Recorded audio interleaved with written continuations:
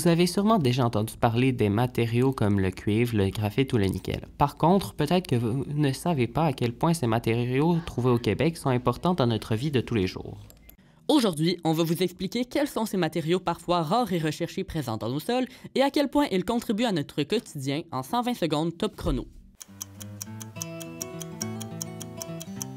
Depuis toujours, le cuivre est un métal très important.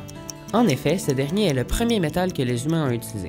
Même si de nos jours son utilisation a changé, il a encore beaucoup d'utilité. Il est par exemple utilisé dans les fils électriques et presque tous les appareils électroniques.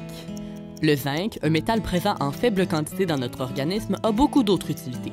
Son principal usage est de galvaniser du fer ou de l'acier pour le rendre insensible à la rouille et à l'oxydation. Étant un métal mou, le zinc ne peut être utilisé seul et est souvent employé pour faire des alliages comme le bronze ou le laiton. Le graphite est un métal très présent autour de nous. En effet, nous l'utilisons presque tous les jours. C'est celui-ci qui remplace le plomb, un métal toxique, dans les mines des crayons modernes. Loin d'être sa seule utilité, le graphite sert aussi à fabriquer des diamants synthétiques ainsi que des moules pour couler d'autres métaux. Le titane est un métal particulièrement recherché. Sa grande solidité et sa légèreté en font un matériau de choix dans les industries aéronautiques et aérospatiales. De plus, il est beaucoup utilisé pour des prothèses et des articles de sport ainsi que comme pigment en raison de sa couleur blanche. Vous êtes probablement familier avec un métal appelé le cobalt. Ce matériau grandement demandé a plusieurs utilisations. Il sert parfois à faire des aimants en l'alliant à l'aluminium et au nickel. D'autres fois, il est utilisé pour faire des alliages solides et résistants à la chaleur, l'usure et la corrosion. Vous connaissez assurément le lithium. Bien que ce métal soit aussi utilisé dans la fabrication de quelques médicaments et alliages, sa principale utilisation reste pour faire des batteries rechargeables lithium-ion.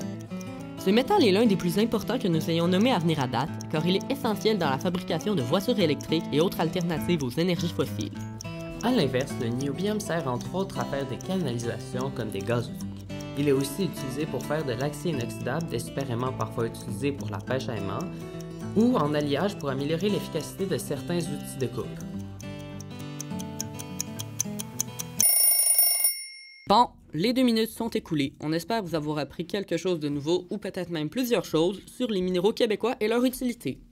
De plus, si notre vidéo vous a intéressé et que vous souhaitez en savoir plus, nous vous conseillons d'aller faire un tour sur le site du gouvernement du Canada qui contient une tonne d'informations et de statistiques sur les matériaux dont nous avons parlé.